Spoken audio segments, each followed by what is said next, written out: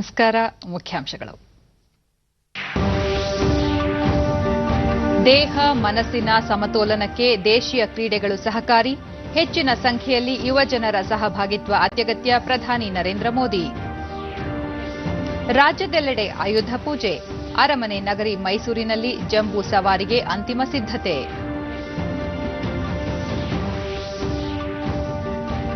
November 17ರಿಂದ ಪದವಿ ಕಾಲೇಜುಗಳ ಪುನರಾರಂಭಕ್ಕೆ ಚಿಂತನೆ. ವಿದ್ಯಾರ್ಥಿಗಳಿಗೆ ಹಾಜರಾತಿ ಕಡ್ಡಾಯವಲ್ಲ. ಮುಖ್ಯಮಂತ್ರಿ ಬಿಎಸ್ ಯಡಿಯೂರಪ್ಪ. ದೇಶದಲ್ಲಿ ಕೋವಿಡ್-19 ಪ್ರಯೋಗಾಲಯಗಳ ಸಂಖ್ಯೆ 2000ಕ್ಕೆ ಏರಿಕೆ. ಇದುವರೆಗೂ 10,25,00,000ಕ್ಕೂ ಹೆಚ್ಚು ಮಂದಿಗೆ ಸೋಂಕು ಪರೀಕ್ಷೆ.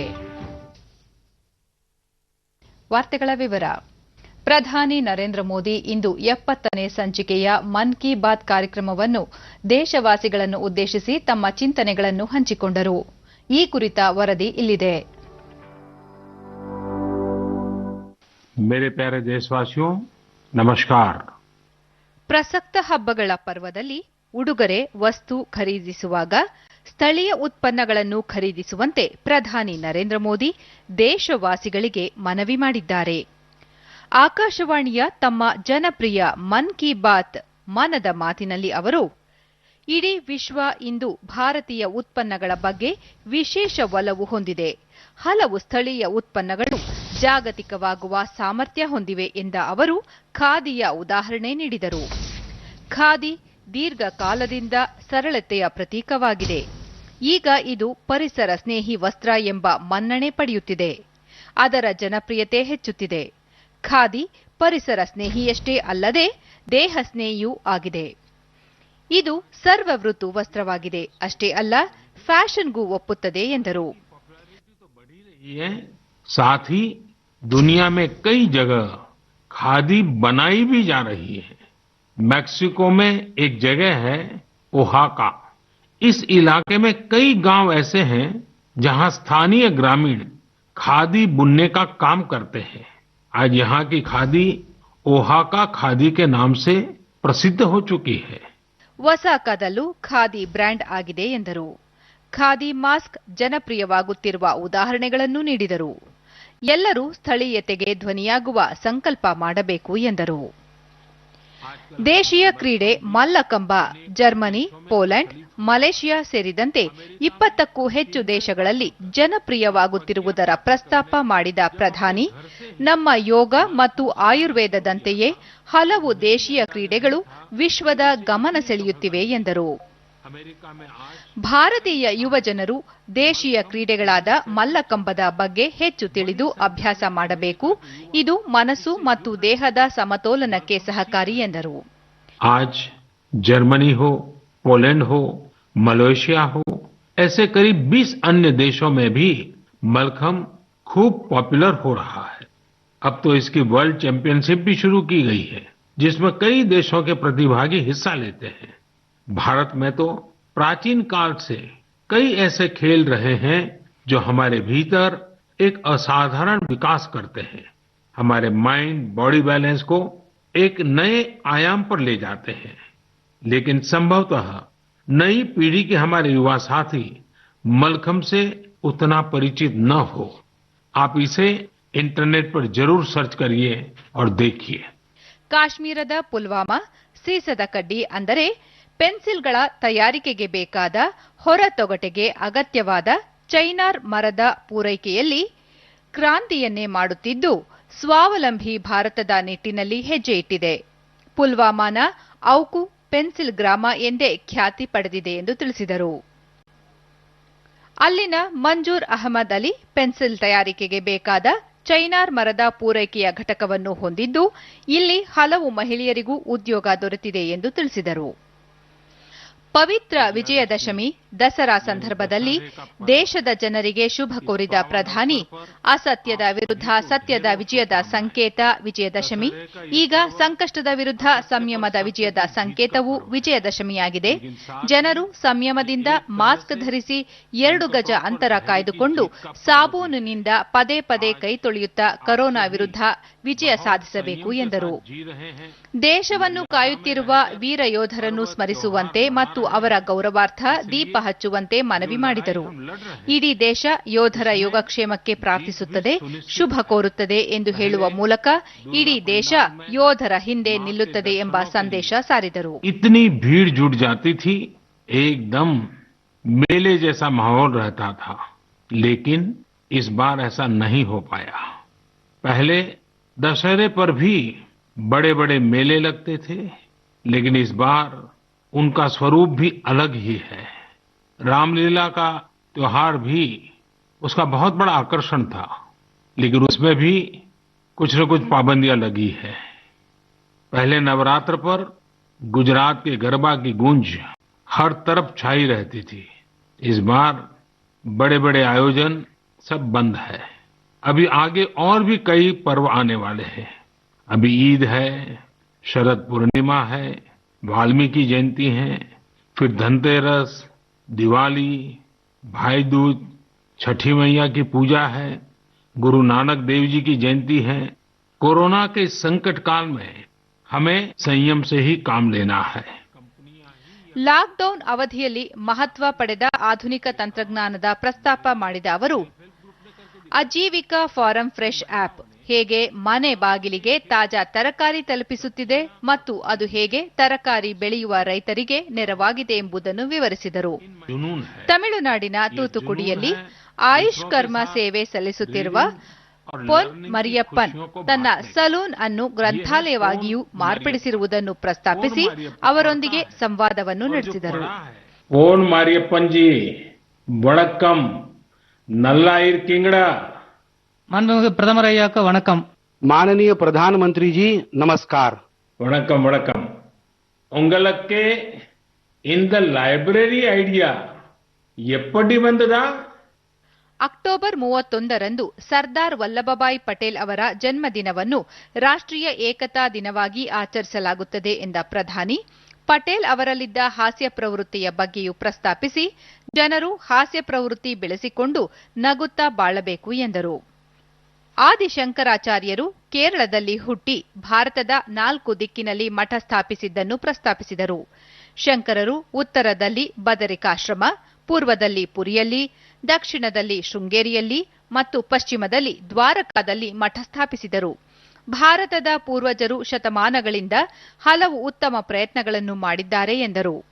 ಏಕ ಭಾರತ್ ಶ್ರೇಷ್ಠ ಭಾರತ್ ಪ್ರಸ್ತಾಪ ಮಾಡಿದ ಪ್ರಧಾನಿ, ಪ್ರತಿಯೊಬ್ಬರೂ ಏಕ್ ಭಾರತ್ .gov.in ಅಂತರ್ಜಾಲ ತಾಣಕ್ಕೆ ಭೇಟಿ ನೀಡುವಂತೆ ತಿಳಿಸಿದರು. एक भारत.gov.in इसमें नेशनल इंटीग्रेशन की हमारी मुहिम को आगे बढ़ाने के कई प्रयास दिखाई देंगे. इसका एक दिलचस्प कॉर्नर है आज का वाक्य. इस सेक्शन में हम हर रोज एक वाक्य को अलग अलग भाषाओं में कैसे बोलते हैं यह सीख सकते हैं. आप इस वेबसाइट के लिए कंट्रीब्यूट भी करें.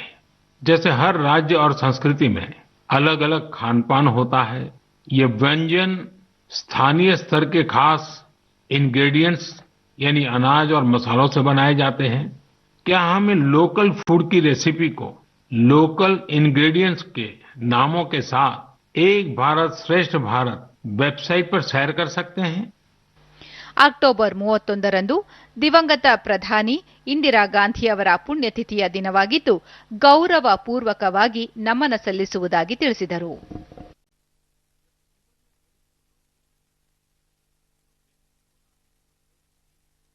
ದೇಶಾದ್ಯಂತ ಇಂದು ದಸರಾ ಹಬ್ಬವನ್ನು ಆಚರಿಸಲಾಗುತ್ತಿದೆ. ಕೋವಿಡ್-19 ಸೋಂಕು ಕ್ರಮಗಳ ನಡುವೆ ಎಲ್ಲೆಡೆ ಜನಜಂಗುಳಿಯಾಗದಂತೆ ಸರಳವಾಗಿ ಹಬ್ಬ ಆಚರಿಸಲಾಗುತ್ತಿದೆ. ರಾವಣನ ವಿರುದ್ಧ ಶ್ರೀರಾಮಚಂದ್ರ ವಿಜಯ ಸಾಧಿಸಿದ ಸಂಭ್ರಮವನ್ನು ದುಷ್ಟ ಶಕ್ತಿಗಳ ವಿರುದ್ಧ ಶಿಷ್ಟರ ವಿಜಯದ ಸಂಕೇತವಾಗಿದೆ.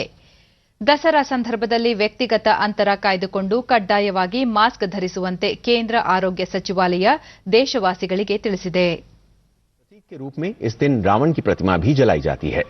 कोरोना महामारी के चलते इस बार सारे त्योहार सरकार की कोविड-19 गाइडलाइंस के अनुसार ದಸರಾ ಹಿನ್ನೆಲೆಯಲ್ಲಿ ರಾಷ್ಟ್ರಪತಿ ರಾಮನಾಥ್ ಕೋವಿಂದ್, ಉಪರಾಷ್ಟ್ರಪತಿ ಎಂ ವೆಂಕಯ್ಯ ನಾಯ್ಡು, ಪ್ರಧಾನಿ ನರೇಂದ್ರ ಮೋದಿ ಸೇರಿದಂತೆ ಹಲವಾರು ಗಣ್ಯರು ಶುಭ ಕೋರಿದ್ದಾರೆ.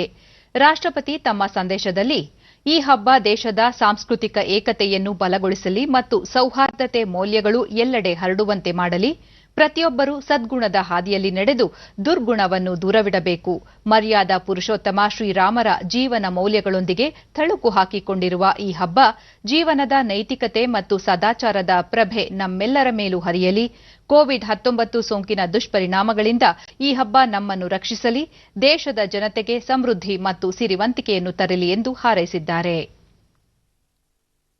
ಉಪರಾಷ್ಟ್ರಪತಿ ಎಂ ವೆಂಕಯ್ಯ ನಾಯ್ಡು ತಮ್ಮ ಸಂದೇಶದಲ್ಲಿ ದಸರಾ ಆಚರಿಸುವಾಗ ಕೋವಿಡ್-19 ಕುರಿತಾದ ಆರೋಗ್ಯ ನಿಯಮಗಳನ್ನು ತಪ್ಪದೇ ಪಾಲಿಸುವಂತೆ ಜನತೆಗೆ ಮನವಿ ಮಾಡಿದ್ದಾರೆ. ದೇವಿ ದುರ್ಗಿ ಮಹಿಷಾಸುರನನ್ನು ಸಂಹಾರ ಮಾಡುವ ಮೂಲಕ ದುಷ್ಟ ಮರ್ದನವನ್ನು ದಸರಾ ಹಬ್ಬ ಬಿಂಬಿಸುತ್ತದೆ. ಓರ್ವ ಆದರ್ಶ ಪುತ್ರ, ಆದರ್ಶ ಪತಿ, ಆದರ್ಶ ಅರಸ ಹಾಗೂ ಸದಾಚಾರ, ಸತ್ಯ ಮತ್ತು ನೈತಿಕತೆಯ ಸಾಕಾರ ಮೂರ್ತಿಯಾದ ಶ್ರೀರಾಮನ ಉದಾತ್ತ ಜೀವನವನ್ನು ಈ ಹಬ್ಬ ನೆನಪಿಸಿಕೊಡುತ್ತದೆ ಎಂದು ಅವರು ತಮ್ಮ ಸಂದೇಶದಲ್ಲಿ ತಿಳಿಸಿದ್ದಾರೆ.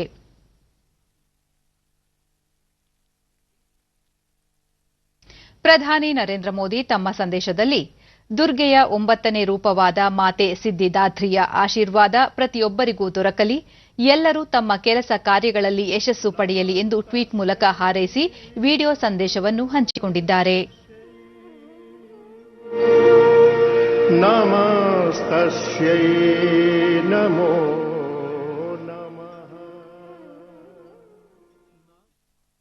ನಾಡಿನ ಜನತೆಗೆ ರಾಜ್ಯಪಾಲ ವಜೂಭಾಯಿ ವಾಲಾ ದಸರಾ ಹಬ್ಬದ ಶುಭಾಶಯಗಳನ್ನು ಕೋರಿದ್ದಾರೆ. ದುಷ್ಟರನ್ನು ಶಿಕ್ಷಿಸಿ ಶಿಷ್ಟರನ್ನು ರಕ್ಷಿಸುವ ಸಂಕೇತವಾಗಿರುವ ದಸರಾ ನಮ್ಮ ದೇಶದಲ್ಲಿ ಅತ್ಯಂತ ಉತ್ಸಾಹ, ಉಲ್ಲಾಸ ಮತ್ತು ಆಧ್ಯಾತ್ಮಿಕತೆಯಿಂದ ಆಚರಿಸುವ ಪ್ರಮುಖ ಹಬ್ಬವಾಗಿದೆ. ಶಾಂತಿ, ಸಾಮರಸ್ಯ ಮತ್ತು ಸಮೃದ್ಧಿಗಾಗಿ ದುರ್ಗಾ ಮಾತೆಯನ್ನು ಪ್ರಾರ್ಥಿಸೋಣ ಎಂದು ತಮ್ಮ ಸಂದೇಶದಲ್ಲಿ ತಿಳಿಸಿದ್ದಾರೆ. ರಾಜ್ಯದಲ್ಲಿಂದು ದಸರಾ ಹಾಗೂ ಆಯುಧ ಪೂಜೆಯನ್ನು ಆಚರಿಸಲಾಗುತ್ತಿದೆ. ವಾಹನಗಳು, ಕಚೇರಿಗಳಿಗೆ ಪೂಜೆ ಸಲ್ಲಿಸಲಾಗುತ್ತಿದೆ. ಮನೆಗಳಲ್ಲಿ ದೈನಂದಿನ ಬಳಕೆಯ ಸಲಕರಣೆಗಳಿಗೆ ಪೂಜೆ ಸಲ್ಲಿಸಲಾಗುತ್ತಿದೆ. ವಾಹನಗಳನ್ನು ಶುಚಿಗೊಳಿಸಿ ಪೂಜೆ ಸಲ್ಲಿಸುತ್ತಿರುವ ದೃಶ್ಯ ಎಲ್ಲೆಡೆ ಕಂಡುಬರುತ್ತಿದೆ. ರಾಜ್ಯ ರಸ್ತೆ ಸಾರಿಗೆ ಸಂಸ್ಥೆಯ ವಾಹನಗಳಿಗೆ ಇಂದು ಎಲ್ಲೆಡೆ ಪೂಜೆ ನೆರವೇರಿಸಲಾಗುತ್ತಿದೆ. ಮೈಸೂರಿನ ಅರಮನೆಯಲ್ಲಿ ರಾಜರು ಬಳಸುತ್ತಿದ್ದ ಆಯುಧಗಳನ್ನು ಇಟ್ಟು ವಿಶೇಷವಾಗಿ ಆಯುಧ ಪೂಜೆ ಸಲ್ಲಿಸಲಾಯಿತು. ಪೊಲೀಸ್ ಇಲಾಖೆಯಿಂದ ಫಿರಂಗಿ ಗಾಡಿಗಳಿಗೆ ಪೂಜೆ ನೆರವೇರಿಸಲಾಯಿತು.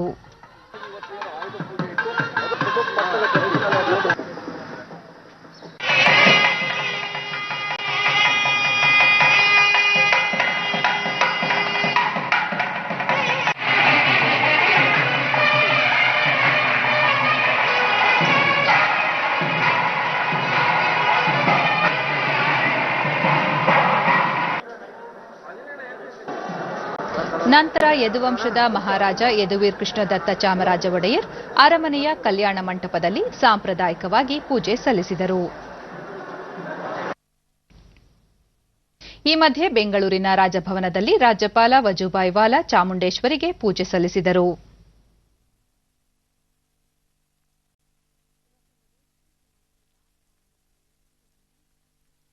ಮೈಸೂರಿನ ದೇವರಾಜ ಮೊಹಲ್ಲಾದಲ್ಲಿ 20 ಕೋಟಿ ರೂಪಾಯಿ ವೆಚ್ಚದಲ್ಲಿ ನಿರ್ಮಾಣವಾಗುತ್ತಿರುವ ಸಂವಿಧಾನ ಶಿಲ್ಪಿ ಡಾ ಬಿಆರ್ ಅಂಬೇಡ್ಕರ್ ಭವನದ ಕಟ್ಟಡ ಕಾಮಗಾರಿಯನ್ನು ಜಿಲ್ಲಾ ಉಸ್ತುವಾರಿ ಸಚಿವ ಎಸ್ಟಿ ಸೋಮಶೇಖರ್ ಇಂದು ಪರಿಶೀಲಿಸಿದರು.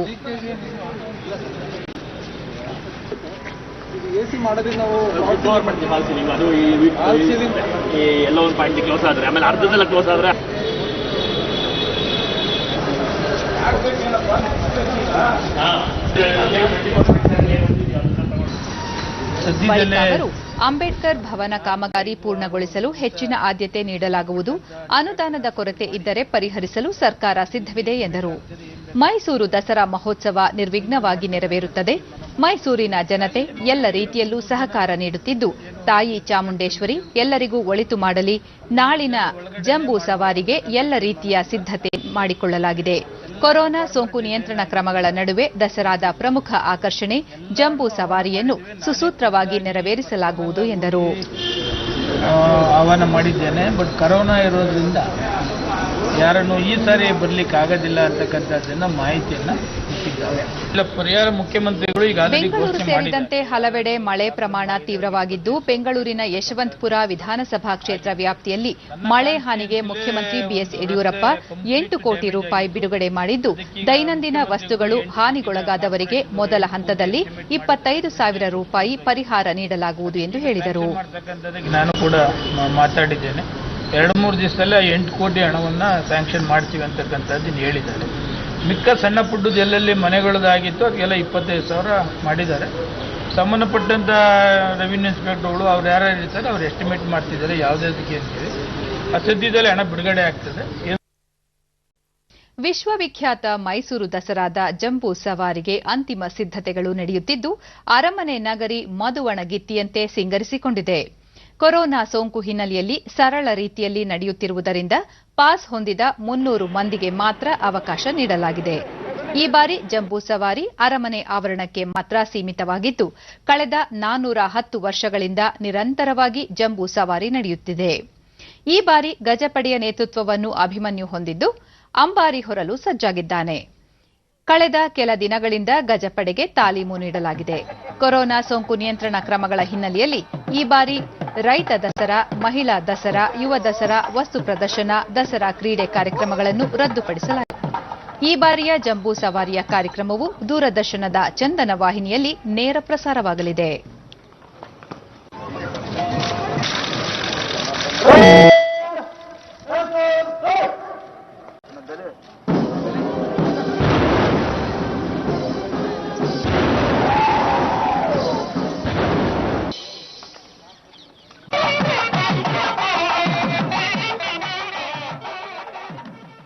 ಶಿವಮೊಗ್ಗದಲ್ಲಿಂದು ಮುಖ್ಯಮಂತ್ರಿ ಬಿಎಸ್ ಯಡಿಯೂರಪ್ಪ ಜಿಲ್ಲಾ ಕನ್ನಡ ಸಾಹಿತ್ಯ ಭವನವನ್ನು ಉದ್ಘಾಟಿಸಿದರು.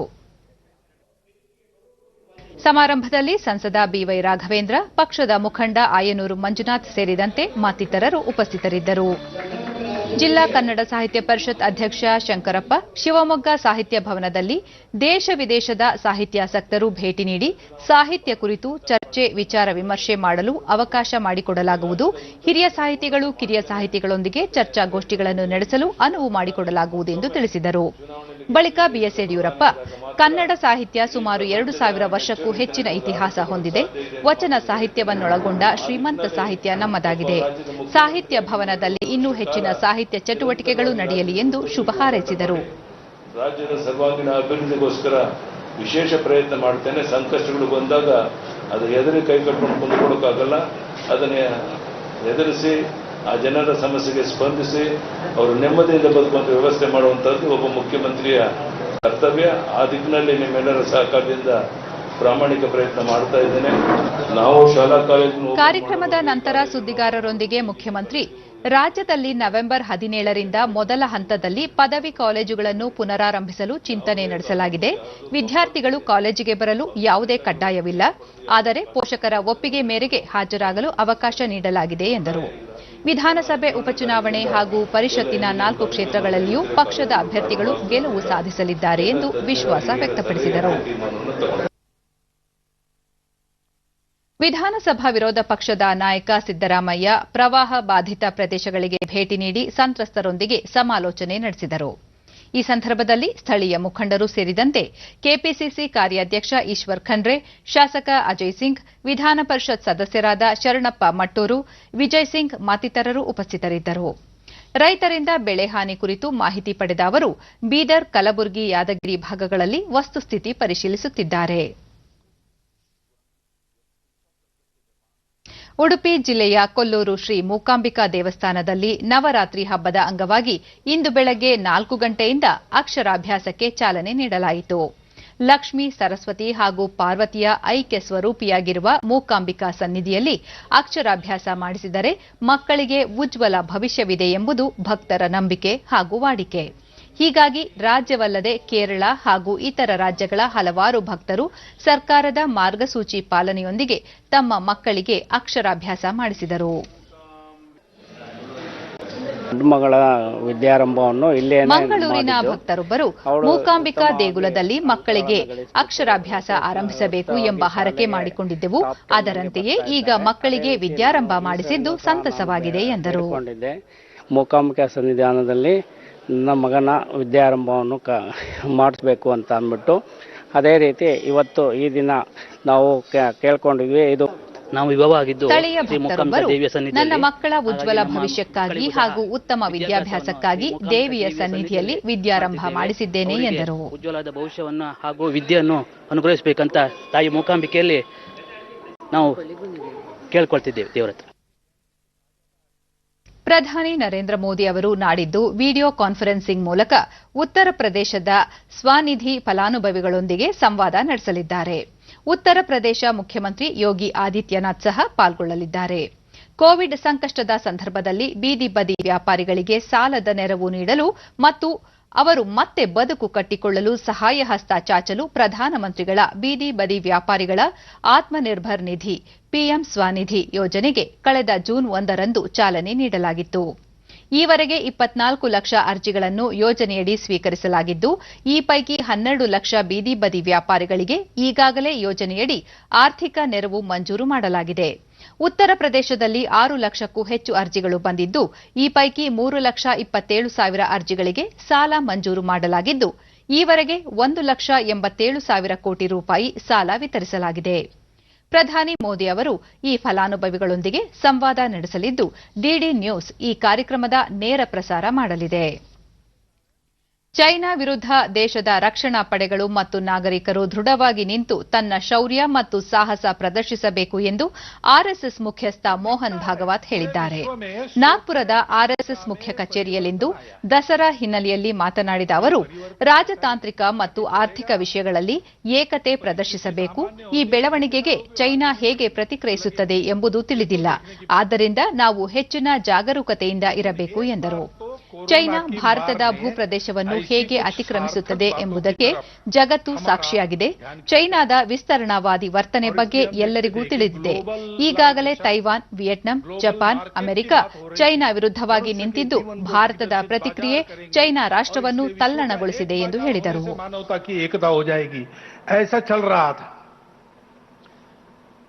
अब संवाद में अंतर आ गया. अब संवाद जो चलता है उसमें अपने अपने राष्ट्र को अच्छा करना और उस राष्ट्र की विशिष्टता को साथ लेकर उसको सुरक्षित रखकर अपने राष्ट्र के द्वारा विश्व के जीवन में सकारात्मक योगदान होना, इसी से मानव जीवन सुखी, संपन्न, शांतियुक्त और समरसता युक्त बनेगा.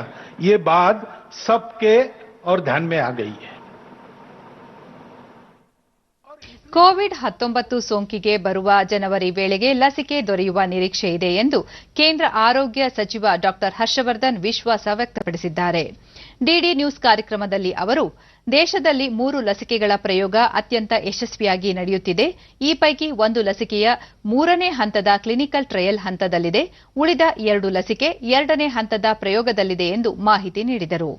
ಈ ಪ್ರಯೋಗಗಳು ಯಶಸ್ವಿಯಾದರೆ ಮುಂದಿನ ಜೂನ್ ಅಥವಾ ಜುಲೈ ವೇಳೆಗೆ 400ರಿಂದ 500 ದಶಲಕ್ಷ ಡೋಸ್ ಲಸಿಕೆ ಉತ್ಪಾದನೆಯಾಗುವ ನಿರೀಕ್ಷೆ ಇದೆ ಎಂದರು. ಸದ್ಯ ಸೋಂಕು ನಿಯಂತ್ರಣಕ್ಕೆ ಜನರ ಮನೋಧೋರಣೆಯಲ್ಲಿ ಬದಲಾವಣೆಯಾಗಬೇಕು.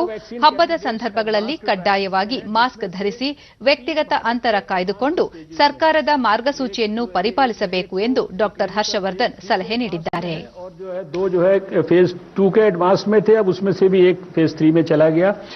इन सबके माध्यम से, तीनों के माध्यम से हमें उम्मीद है कि जनवरी के अंदर तो डेफिनेटली हमारे को वैक्सीन जो है उपलब्ध हो जाएगी. अच्छा. और हमने सारी जो तैयारियां जिस प्रकार से की हैं, इफ ऑल गोज वेल, तो जून जुलाई से पहले हमें 400 से 500 मिलियन डोजेज उपलब्ध हो जाएंगी और 20 से 25 करोड़ लोगों को हम ಕೊರೋನಾ ನಿಗ್ರಹಕ್ಕಾಗಿ ಪರೀಕ್ಷೆ, ಪತ್ತೆ ಮತ್ತು ಸೂಕ್ತ ಚಿಕಿತ್ಸೆಯ ಸೂತ್ರ ಪಾಲಿಸುತ್ತಿರುವ ಕೇಂದ್ರ ಸರ್ಕಾರ ಕೋವಿಡ್ ವಿರುದ್ಧದ ಹೋರಾಟದಲ್ಲಿ ಇಂದು ಮತ್ತೊಂದು ಮೈಲಿಗಲ್ಲಿನ ಸಾಧನೆ ಮಾಡಿದೆ. ಜನವರಿಯಲ್ಲಿ ಕೇವಲ ಒಂದೇ ಒಂದು ಕೊರೋನಾ ಸೋಂಕು ಪರೀಕ್ಷಾ ಪ್ರಯೋಗಾಲಯವಿದ್ದ ಭಾರತದಲ್ಲಿ ಇಂದು ಪ್ರಯೋಗಾಲಯಗಳ ಸಂಖ್ಯೆ 2,003 ತಲುಪಿದೆ. ಇದರಲ್ಲಿ 1,126 ಸರ್ಕಾರಿ ಮತ್ತು 777 ಖಾಸಗಿ ಜಾಲ ಪ್ರಯೋಗಾಲಯಗಳಿವೆ ಎಂದು ಭಾರತೀಯ ವೈದ್ಯಕೀಯ ಸಂಶೋಧನಾ ಮಂಡಳಿ ಐಸಿಎಂಆರ್ ತಿಳಿಸಿದೆ. ಈ ಮಧ್ಯೆ ನಿನ್ನೆ ಒಂದೇ ದಿನ 11,41,000 ಕೊರೋನಾ ಮಾದರಿ ಪರೀಕ್ಷೆಗಳನ್ನು ನಡೆಸಲಾಗಿದ್ದು, ಇದರೊಂದಿಗೆ ದೇಶದಲ್ಲಿ ಈವರೆಗೆ ನಡೆಸಲಾದ ಒಟ್ಟು ಕೊರೋನಾ ಮಾದರಿ ಪರೀಕ್ಷೆಗಳ ಸಂಖ್ಯೆ 10,25,00,000 ದಾಟಿದೆ ಎಂದು ಮಂಡಳಿ ತಿಳಿಸಿದೆ. ಕಳೆದ 24 ಗಂಟೆಗಳಲ್ಲಿ ದೇಶದಲ್ಲಿ 50,129 ಹೊಸ ಕೊರೋನಾ ಸೋಂಕಿನ ಪ್ರಕರಣಗಳು ಪತ್ತೆಯಾಗಿದ್ದು, ಈ ಮೂಲಕ ಒಟ್ಟು ಸಂಖ್ಯೆ 78,64,811ಕ್ಕೆ ಏರಿಕೆಯಾಗಿದೆ. ನಿನ್ನೆ ಒಂದೇ ದಿನ 578 ಮಂದಿ ಮೃತಪಟ್ಟಿದ್ದು, ಈವರೆಗೆ ಮೃತಪಟ್ಟವರ ಸಂಖ್ಯೆ 1,18,534ಕ್ಕೆ ಏರಿಕೆಯಾಗಿದೆ. ಮರಣ ದರ ಶೇಕಡಾ 1.51ರಲ್ಲಿದೆ. 6,68,154 ಸೋಂಕಿತರು ವಿವಿಧ ಆಸ್ಪತ್ರೆಗಳಲ್ಲಿ ಚಿಕಿತ್ಸೆ ಪಡೆಯುತ್ತಿದ್ದು, ಸಕ್ರಿಯ ಪ್ರಮಾಣ ಶೇಕಡಾ 8.50ಗೆ ಇಳಿಕೆಯಾಗಿದೆ. 70,78,123 ಸೋಂಕಿತರು ವಿವಿಧ ಆಸ್ಪತ್ರೆಗಳಿಂದ ಬಿಡುಗಡೆಯಾಗಿದ್ದು, ಚೇತರಿಕೆ ಪ್ರಮಾಣ ಶೇಕಡಾ 90ಕ್ಕೆ ಏರಿಕೆಯಾಗಿದೆ. ಗಡಿ ಜಿಲ್ಲೆ ಚಾಮರಾಜನಗರ ಜಿಲ್ಲಾಸ್ಪತ್ರೆಗೆ ದಾಖಲಾಗಿದ್ದ ಕೋವಿಡ್-19 ಸೋಂಕಿತ 72 ಮಂದಿ ಗರ್ಭಿಣಿಯರಿಗೆ ಇಲ್ಲಿನ ತಜ್ಞ ವೈದ್ಯರು ಸುರಕ್ಷಿತ ಹಾಗೂ ಯಶಸ್ವಿಯಾಗಿ ಹೆರಿಗೆ ಮಾಡಿಸಿದ್ದಾರೆ. 49 ಮಂದಿ ಗರ್ಭಿಣಿಯರಿಗೆ ಶಸ್ತ್ರಚಿಕಿತ್ಸೆ ಮೂಲಕ ಹೆರಿಗೆ ಮಾಡಿಸಿದರೆ ಇತರ 23 ಮಂದಿಗೆ ಸಹಜ ಹೆರಿಗೆ ಆಗಿದೆ. ಎಲ್ಲ ನವಜಾತ ಶಿಶುಗಳು ಯಾವುದೇ ರೀತಿಯ ಸೋಂಕು ಇಲ್ಲದೆ ಆರೋಗ್ಯವಾಗಿದ್ದು ಎಲ್ಲರನ್ನೂ ಮನೆಗೆ ಕಳುಹಿಸಿಕೊಡಲಾಗಿದೆ.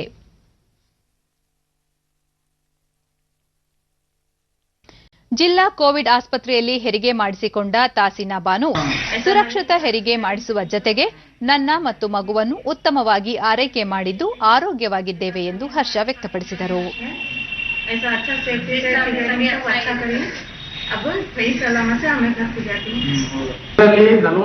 ಜಿಲ್ಲಾ ಆರೋಗ್ಯ ಮತ್ತು ಕುಟುಂಬ ಕಲ್ಯಾಣಾಧಿಕಾರಿ ರವಿ ಜಿಲ್ಲೆ ದಾಖಲಾಗಿದ್ದ 72 ಗರ್ಭಿಣಿಯರಿಗೆ ಕೊರೋನಾ ಸೋಂಕು ಇರುವುದು ದೃಢಪಟ್ಟಿತ್ತು. ಹೀಗಾಗಿ ಇಲ್ಲಿನ ತಜ್ಞ ವೈದ್ಯರು ಮುಂಜಾಗ್ರತಾ ಹಾಗೂ ಎಚ್ಚರಿಕೆಯಿಂದ 49 ಮಂದಿಗೆ ಶಸ್ತ್ರಚಿಕಿತ್ಸೆ ಹಾಗೂ 23 ಮಂದಿಗೆ ಸಹಜ ಹೆರಿಗೆ ಮಾಡಿಸಿದ್ದಾರೆ. ಗರ್ಭಿಣಿಯರು ಯಾವುದೇ ಆತಂಕವಿಲ್ಲದೆ ಜಿಲ್ಲಾಸ್ಪತ್ರೆಯಲ್ಲಿ ದಾಖಲಾಗಬಹುದು ಎಂದರು. ಹೆರಿಗೆ ಆದ ನಂತರದಲ್ಲಿ ನಾವು ಮಗುವಿಗೂ ಸಹಿತ ತಪಾಸಣೆ ಮಾಡಬೇಕಾಗ್ತದೆ. ಇಲ್ಲ ಮಗುವಿಗೆ ಏನಾದ್ರು ಸೋಂಕು ಅಂಟಿಕೊಂಡಿದೆ ಅಂತಕ್ಕಂಥದ್ದನ್ನ.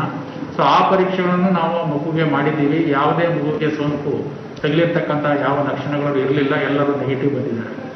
ಸೊ ಹೀಗಾಗಿ ನಮ್ಮ ಆಸ್ಪತ್ರೆಯಲ್ಲಿ ಗರ್ಭಿಣಿಯರಿಗೆ ಮತ್ತು ಇತರೆ ಎಲ್ಲ ಶಸ್ತ್ರಚಿಕಿತ್ಸೆಗೆ ಒಳಪಡ್ತಕ್ಕಂಥವ್ರಿಗೆ ಕೋವಿಡ್ ಸೋಂಕಿದ್ರೂ ಸಹಿತ ನಮ್ಮ ಜಿಲ್ಲಾಸ್ಪತ್ರೆಯಲ್ಲಿ ಶಸ್ತ್ರಚಿಕಿತ್ಸೆಗಳನ್ನು ಮಾಡ್ತಾ ಇದ್ದೀವಿ.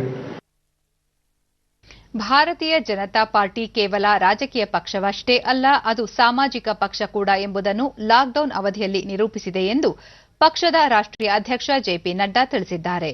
ವಿಡಿಯೋ ಕಾನ್ಫರೆನ್ಸಿಂಗ್ ಮೂಲಕ ರಾಜಸ್ಥಾನದ 2 ಜಿಲ್ಲಾ ಕಚೇರಿಗಳನ್ನು ಉದ್ಘಾಟಿಸಿದ ಅವರು, ಕೊರೋನಾ ಲಾಕ್ಡೌನ್ ಅವಧಿಯಲ್ಲಿ ಬಹುತೇಕ ರಾಜಕೀಯ ಪಕ್ಷಗಳು ಲಾಕ್ಡೌನ್ ಆಗಿ ಹೋಗಿದ್ದವು. ಆದರೆ ಬಿಜೆಪಿ ದೇಶದ ಸುಮಾರು 25 ಕೋಟಿ ಜನರಿಗೆ ಊಟದ ಪೊಟ್ಟಣಗಳು ಮತ್ತು 5 ಕೋಟಿ ಬಡ ಜನರಿಗೆ ಆಹಾರ ಧಾನ್ಯದ ಪೊಟ್ಟಣಗಳನ್ನು ಪೂರೈಸಿ ತನ್ನ ಸಾಮಾಜಿಕ ಜವಾಬ್ದಾರಿ ಮೆರೆಯಿತು ಎಂದರು. ಸೇವೆಯ ಸಂಕಲ್ಪ, ಸೇವೆಯೇ ಸಂಘಟನೆ ಎಂದ ಅವರು, ಮಾಸ್ಕ್ ತಯಾರಿಸಿ ವಿತರಿಸಿದ ಮಹಿಳಾ ಸಶಕ್ತ ಗುಂಪುಗಳ ಕಾರ್ಯವನ್ನು ಶ್ಲಾಘಿಸಿದರು. सैनिटाइजर्स का बांटना, मास्क का बांटना, महिला मंडल को जोड़ना, महिला मोर्चा को जोड़ना, सेल्फ हेल्प ग्रुप को जोड़ना, और जहां हमारे पास 10 मास्क भी नहीं थे वहां आपने लाखों की संख्या में महिलाओं ने मास्क, हैंडमेड मास्क बना करके लोगों के बीच में उसको वितरित किया. एक बहुत अच्छा काम किया. इसके लिए मैं आपको बधाई देना चाहता हूं. ದೇವಭಾಷೆ ಎಂದೇ ಕರೆಯಲ್ಪಡುವ ಸನಾತನ ಕಾಲದ ಭಾಷೆಯಾಗಿರುವ ಸಂಸ್ಕೃತ ಬಹುತೇಕ ಪ್ರದೇಶಗಳಲ್ಲಿ ಇಂದು ಆಡು ಭಾಷೆಯಾಗಿ ಉಳಿದಿಲ್ಲ ಎಂದರೆ ತಪ್ಪಾಗಲಾರದು. ಆದರೆ ದೇಶದ ಏಕೈಕ ಸಂಸ್ಕೃತ ಗ್ರಾಮ ಎಂಬ ಹಿರಿಮೆ ಕರ್ನಾಟಕದ ಶಿವಮೊಗ್ಗ ಜಿಲ್ಲೆಯ ಮತ್ತೂರು ಗ್ರಾಮಕ್ಕಿದೆ. ಮತ್ತೊಂದೆಡೆ ಕರ್ನಾಟಕದ ವಿಜಯಪುರ ಜಿಲ್ಲಾ ಕೇಂದ್ರದ ಬಟ್ಟೆ ಅಂಗಡಿ ಒಂದರಲ್ಲಿ ಎಲ್ಲ ವ್ಯವಹಾರವೂ ಸಂಸ್ಕೃತದಲ್ಲಿಯೇ ನಡೆಯುತ್ತಿರುವುದು ವಿಶೇಷವಾಗಿದೆ. ಬಟ್ಟೆ ಅಂಗಡಿ ಮಾಲೀಕ ರಾಮ್ ಸಿಂಗ್ ರಜಪೂತ್ ಸಂಸ್ಕೃತವನ್ನು ತಮ್ಮೊಂದಿಗೆ ಕಾರ್ಯನಿರ್ವಹಿಸುತ್ತಿರುವ ಕೆಲಸಗಾರರಿಗೆ ಹಾಗೂ ಗ್ರಾಹಕರಿಗೂ ಕಲಿಸುವ ಮೂಲಕ ತಮ್ಮದೇ ಆದ ಹಿರಿಮೆಯನ್ನು ಪಡೆದುಕೊಂಡಿದ್ದಾರೆ. ಇವರು ಸಂಸ್ಕೃತ ಭಾಷೆಯ ಉಳಿವಿಗಾಗಿ ಹಲವು ಶಿಬಿರಗಳನ್ನು ಸಹ ಆಯೋಜಿಸುತ್ತಿದ್ದಾರೆ. ರಾಮ್ ಸಿಂಗ್ ಅವರಿಂದ ಸಂಸ್ಕೃತ ಕಲಿತಿರುವ ಪುಟ್ಟ ಬಾಲಕ ರಣಧೀರ್ ಸಿಂಗ್ ಕಥೆಯೊಂದನ್ನು ಸಂಸ್ಕೃತದಲ್ಲೇ ನಿರೂಪಿಸಿರುವುದು ಎಲ್ಲರ ಗಮನ ಸೆಳೆಯುತ್ತದೆ. ಡಿಡಿ ನ್ಯೂಸ್ನೊಂದಿಗೆ ರಾಮ್ ಸಿಂಗ್ ರಜಪೂತ್, ಪ್ರತಿ ವರ್ಷ 1000 ಜನರಿಗೆ ಸಂಸ್ಕೃತ ಕಲಿಸಿಕೊಡುವ ಗುರಿ ಹೊಂದಿದ್ದೇನೆ.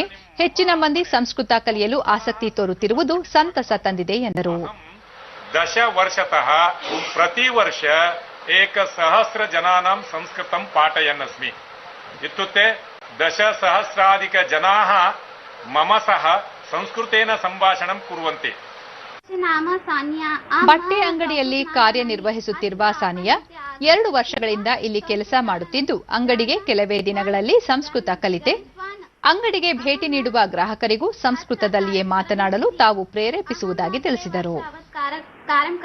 अस्ति मम इच्छा अस्ति संस्कृतं पठामि संस्कृतं सुन्दरम् अस्ति प्रायः सर्वे जನ ಗ್ರಾಹಕ ನೀಲಕಂಠ ಇಲ್ಲಿನ ಎಲ್ಲ ಕೆಲಸಗಾರರು ಸಂಸ್ಕೃತದಲ್ಲಿ ವ್ಯವಹರಿಸುತ್ತಾರೆ. ಗ್ರಾಹಕರಿಗೆ ಸಂಸ್ಕೃತ ಕಲಿಸಲು ಆಗಾಗ ಶಿಬಿರಗಳನ್ನು ಹಮ್ಮಿಕೊಳ್ಳುತ್ತಿರುವುದು ವಿಶೇಷ ಎಂದರು. एतस्य आपणस्य प्रचार बहु सम्यक् अस्ति. एते केवल आपणे एव सम्भाषणं न करोति, बहिः अपि संस्कृत आसक्तजनानां कृते शिबिर चालयति. शिबिरे अपि बहु अन्यजनानां कृते संस्कृत पाठयति.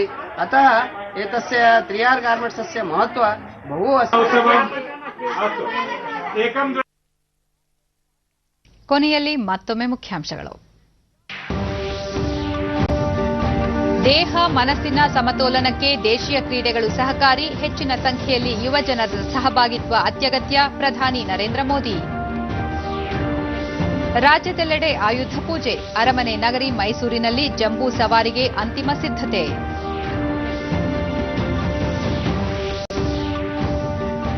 ನವೆಂಬರ್ 17ರಿಂದ ಪದವಿ ಕಾಲೇಜುಗಳ ಪುನರಾರಂಭಕ್ಕೆ ಚಿಂತನೆ, ವಿದ್ಯಾರ್ಥಿಗಳಿಗೆ ಹಾಜರಾತಿ ಕಡ್ಡಾಯವಲ್ಲ, ಮುಖ್ಯಮಂತ್ರಿ ಬಿಎಸ್ ಯಡಿಯೂರಪ್ಪ. ದೇಶದಲ್ಲಿ ಕೋವಿಡ್-19 ಪ್ರಯೋಗಾಲಯಗಳ ಸಂಖ್ಯೆ 2000ಕ್ಕೆ ಏರಿಕೆ, ಇದುವರೆಗೂ 10,25,00,000ಕ್ಕೂ ಹೆಚ್ಚು ಮಂದಿಗೆ ಸೋಂಕು ಪರೀಕ್ಷೆ. ನಮ್ಮ ಮುಂದಿನ ವಾರ್ತಾ ಪ್ರಸಾರ ಸಂಜೆ 7 ಗಂಟೆಗೆ ಚಂದನದಲ್ಲಿ. ನಮಸ್ಕಾರ.